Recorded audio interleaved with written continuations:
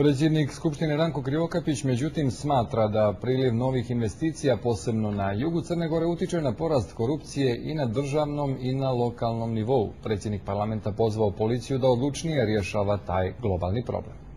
Pa korupcija je sa velikim prilivom novca porasla, treba biti otvoren. Znači, u jednom siromašnom društvu pojavili se velike količine novca u investicijama, na Primorju posebno, manje tu napad na sjever, tu je pod napadom Primorje. Oni će biti kad dođu ta sreća koja se zove velike investicije i na sjever postoji, ona je ušla, ona je zaboravljena da je to ušlo na lokalni nivo. U svakoj pori to se može osjetiti. Najčešće što mi govori u Kotoru upravo to. Kad dođemo u Kotor, najviše se ljudi žele na to. Kotor, Budva, Herceg Novi, Bar. I to je ono što moramo spriječiti. Tu policija mora biti efikasnija. Tu moraju pokazati da ti službenici koji se slijeću sa građanima moraju biti premet. Naravno, opozicija tražiti velike ribe, ali to mora ići, jedno i drugo mora ići. Jedno drugo ne isključuje.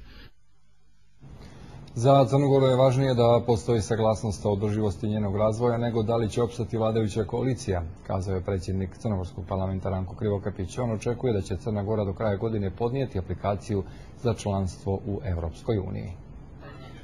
Gostujući na radiju Crne Gore, Krivokapić je kazao da razlike unutar vladajuće koalicije koje se tiču zakona o koncesijama nijesu partijske, već predstavljaju zdrav spor jer je gazdovanje dobrima dilema koju imaju i države sa najdužom demokratskom tradicijom. Održivi razvoj. I ta riječ upravo je definicija za naš spor oko koncesije. Nema spora da smo svi za razvoj. Tako besmisla ne postoji, pitanje je samo da nađemo mjeru održivog razvoja. Mi sad smo blizu, vlada je bila, moram reći, više sklona kompromisu nego SDP u ovom slučaju. Krivokapić navodi da opozicija nije ponudila ni jedno ozbiljno rješenje za prevazilaženje krize nastale njenim napuštanjem parlamenta zbog odluke televizije Crne Gore da iz finansijskih razloga ne prenosi sve sjednice. To je njihovo pravo, da imaju politički stav i ja ga branim. Naravno, nije to sada, prije to rezultat i onda kada su bojkotovali parlament 2003. godine. Tada nisu učestvovali čak ni u radnim tijelima, su putovali u sve delegacije. I tada sam tvrdio, na njima je da izmjere da li je to dobro.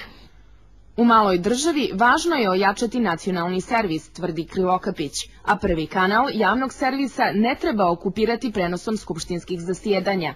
On podržava model plaćanja TV pretplate preko poreskih nameta. Za malu državu neproporcionalno važno da ojača svoj javni servis ako želi biti, opet ćemo potrebiti riječ, održiv sistem. To mora ući u poreske obaveze gdje će siromašni građani platiti minimalno, bogatiji mnogo više pretplatu, ali to mora postati nešto što je državni interes jednako kao finansiranje drugih grana vlasti. Predsjednik Skupštine najavio je uskoro i gradnju novog zdanja parlamenta. Tražimo da se parlament zida u Podgorici, lokaciju, u razgovoru smo sa premijerom, sam u razgovoru oko toga i to moramo početi za ovog mandata, naći se tačno gdje će biti najvažnija kuća u svakoj državi, gdje će biti parlament, koji treba pokaže da ostavimo još malo za konačan dogovor. Neka to pripada, to će pripadati premijeru i meni da kažemo zajedno, ne bih htio da sam to uradim. Gostujući na radiju, Krivokapić je ponovio da je neophodno vratiti crkve Crnoj Gori. Agresija koja postoji već vjekovima mora prestati, kaže, a država mora u rješavanju tog problema pokazati svoju snagu.